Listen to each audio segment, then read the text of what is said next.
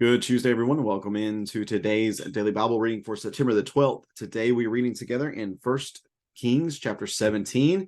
We read yesterday in chapter 16, the introduction to the wicked King Ahab and his wife Jezebel. They are certainly going to be the antagonists, the bad guys for the next many chapters within 2 Kings. And now today in chapter 17, we're going to be introduced to the protagonist, the good guy, who's going to be the godly force fighting against Ahab and Jezebel, and that is going to be the prophet Elijah. So let me get the text of 1 Kings 17 up on the screen. There we go. And we'll read along together here. Again, the introduction of Elijah and what he is going to do, in at least the first few things that he does to combat Ahab and Jezebel's wicked influence. So reading together here, 1 Kings 17, verse number 1. Now Elijah the Tishbite from the Gilead settlers said to Ahab, "As Yahweh God of Israel lives, in whose presence I stand, there will be no dew or rain during these years except by my commands."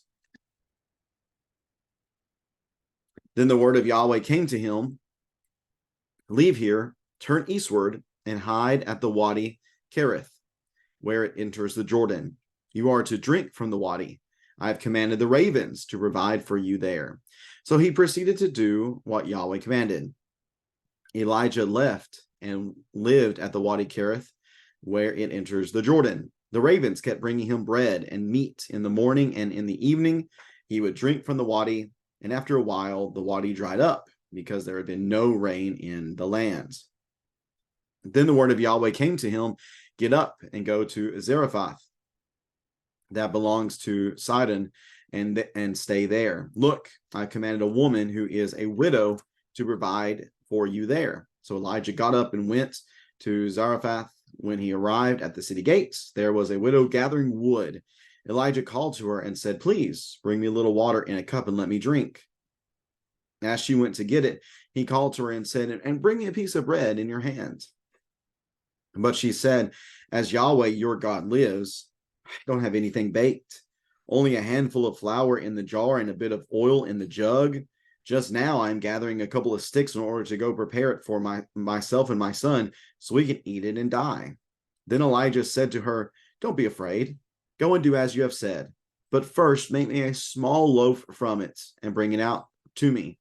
Afterward, you may make some for yourself and your son. For this is what Yahweh God of Israel says: the flour jar will not become empty, and the oil jug will not run dry, until the day Yahweh sends rain on the surface of the land." So she proceeded to do according to the word of Elijah.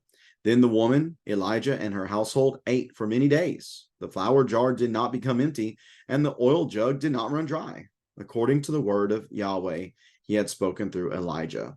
After this, the son of the woman who owned the house became ill. His illness got worse until he stopped breathing. She said to Elijah, "Man of God, what do you have against me? Have you come to call attention to my iniquity so that my son is put to death?" But Elijah said to her, "Give me your son." So he took him from her arms, brought him to the upstairs room where he was staying, and laid him on his own bed. Then he cried out to Yahweh and said, "Yahweh, my God, have you also brought tragedy on the widow I am staying with by killing her son?" Then he stretched himself out over the boy 3 times. He cried out to Yahweh and said, "Yahweh, my God, please let this boy's life come into him again." So Yahweh listened to Elijah, and the boy's life came into him again, and he lived. Then Elijah took the boy, brought him down from the upstairs room into the house, and gave him to his mother. Elijah said, "Look, your son is alive." Then the woman said to Elijah, "Now I know you are a man of God, and Yahweh's word from your mouth is true." That is 1 Kings chapter 17, our introduction to Elijah, and getting into the background of Elijah. Well, there's just not much to look at. All we know really is that he's of the Tishbites, who are settlers in the land of Gilead, and that's it. That's all we know. We don't know anything more about him. We do know his purpose, though, and his purpose is to oppose the evil king Ahab. And he says to Ahab that he's basing this promise upon the life and the existence of Yahweh, that as Yahweh lives, in whose presence I stand, there will be no dew or rain during these years, except by my command. Now, why this specific thing? Of all the signs that Elijah could have pronounced against Ahab and the land, why rain and dew? Why no precipitation? Well, I think it makes most sense to understand that the god that they worshipped, Baal, was known as the god of weather and the god of just fruitility and flourishing and fruitfulness. That it was him who gave people the ability to conceive. It is him who gave the sky rain to fall down upon the earth. At least that's their conception of it. And because of that, what Elijah is doing here is showing that no. Baal, this god that you've introduced, because remember what happened at Ahab is there was a transition from paganistic worship of Yahweh to now just being straight paganism within Israel itself, that they went from worshiping Yahweh as if he were one of these pagan gods, to adopting the straight up worship of pagan gods like Baal and the Ashtoreths. So now Elijah's going to show him who truly is in charge, and it's not Baal. Baal doesn't actually send rain. It's Yahweh who does. And Yahweh is going to show his power over Baal by not allowing it to rain at all. So that seems to be the reason why it is this particular sign that Elijah pronounces against Ahab and the land. Now, the next thing we see is that Yahweh commands Elijah that he needs to get up and go, and he needs to go to this wadi, the Wadi Kerith, and there he would drink from the wadi and be provided with drink from it, and then his food would be provided by ravens. Now, this is quite strange because ravens would have been considered unclean animals. They would have been animals that they could not eat, and they also could not be around. They couldn't have anything that touched ravens. But it is ravens that God uses to give Elijah bread and meat in the morning and the evening, and then his drink would be provided by the Wadi, and the Wadi Kerith. So that takes place, and that takes place for a while until that Wadi dried up, because there was no rain and no dew upon the land. Next, we see Yahweh once again coming to him and saying, okay, well, now I want you to go to Zarephath, which belongs to Sidon, which coincidentally is where Jezebel is from. So he's basically telling Elijah to go to Jezebel's backyard, go hang out there, and I'm going to have somebody provide for you. And the person I've chosen to provide for you is going to be a widow, which is crazy. Not only is he going now into Gentile pagan territory, but he's also supposed to be provided for by the poorest among the people. Maybe Elijah's thinking, okay, well, maybe there's this random, really rich widow that he has arranged to provide for me. Surely that's what's going on here. Except whenever he gets into Zarephath, he notices that this woman who's picking up sticks, which, why would you pick up sticks? Because you got to have something to burn your food with. Obviously, the supply wasn't such where she could just go and get normal wood like the rest of people. She's just picking up whatever she can. And whenever he calls her, he says, hey, can you get me some water? And then she says, fine, I can do that. Well, can you bring me some bread too?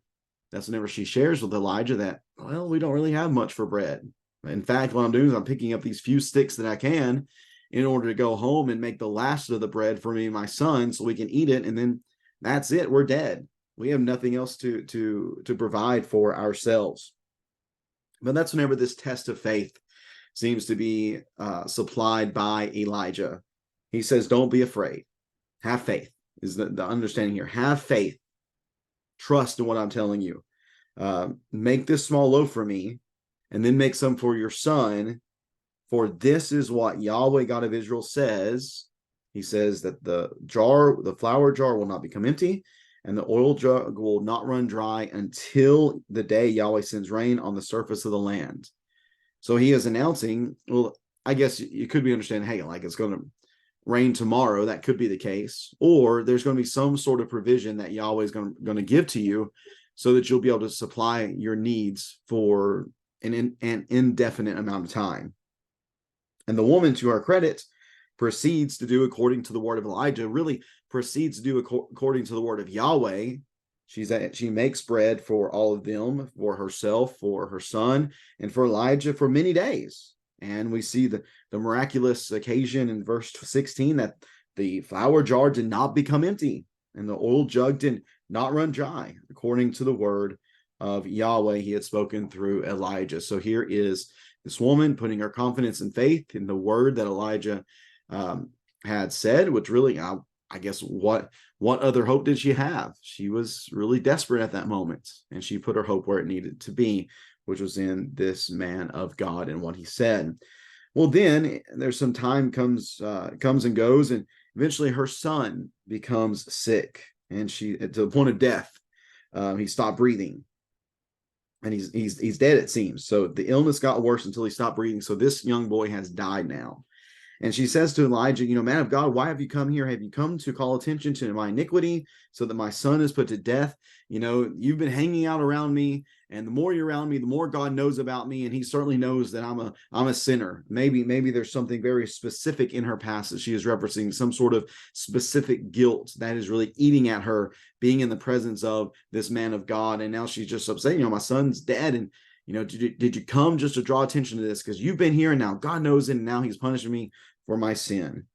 But Elijah says, no, just give me your son. Takes the son, goes upstairs to where Elijah's been staying, puts him on, and Elijah puts the boy on his own bed, or the son on his own bed, and he prays to God. He says, Yahweh, my God, have you brought tragedy on this widow I'm staying with by killing her son? Is this something you have done? And then he stretches out himself over the boy 3 times, it says, and he cries out to Yahweh, Yahweh, my God, please let this boy's life come into him again. And my question is, what precedent led Elijah to believe that this is something Yahweh would do? As far as I recall, I don't think there's been any sort of there's not been any sort of resuscitation or resurrection in the scripture up to this point. I mean, we're a good solid bit into the text, and I don't know why he would think this is the case. But Elijah had faith. He was certainly a strong man of God. He believed that God could do this, and God did do that. Yahweh listened to him. The boy's life came into him again, and he lived. He took the boy downstairs, gave him to his mother. And the woman said to Elijah, now I know you are a man of God, and Yahweh's word from your mouth is true. Did she not believe it previously with the never-ending bottle or jar of flour and the never-ending jar of oil? Was that not enough? Well, I think it just shows the extra special and extra amazing nature of this particular thing. You might think of it, never before has somebody seen such a thing, that someone who is truly dead has been brought back to life again. Of all the miracles that Jesus ever did, these were certainly the ones that got the most attention. And we see that here. We see that Elijah, truly showed that God was with him. We have the first inkling in scripture that God has the ability to bring life to the dead. And it sets us up, I think, really to show us within this particular text, just the man of God that Elijah is. He is truly a rock star of faith. He is someone who is going to be vital in the efforts of good against the evil that is Ahab. And now that we've seen this, we've seen not only is he willing to do crazy things just because Yahweh says it, go live at a wadi and take food from a raven, and then go into enemy territory and be provided for by a widow, but that God is actually willing to provide for him and is able to do so. And then that God is going to work through him to do incredible things, not only, again, in supplying the needs of this widow in a miraculous way, but most importantly, providing life to this young boy, to the son, this boy of this woman who is dead. What an incredible servant of God Elijah is. And we're just going to see that more and more as we go throughout this text, looking at him and his opposition to the evil Ahab and evil Jezebel, and the strong stand that he's going to make for God all throughout. If you have any questions or comments about this text here in 1 Kings chapter 17, please feel free to leave that in the comments section below. And we'll be getting back into the text tomorrow, reading together from 1 Kings chapter 18, which is this really famous story, really incredible story of Elijah against the prophets of Baal, one against hundreds, and the incredible show of force that Yahweh displays through his prophet. Hope to see you then. Have a great rest of your Tuesday, everyone. Take care. God bless.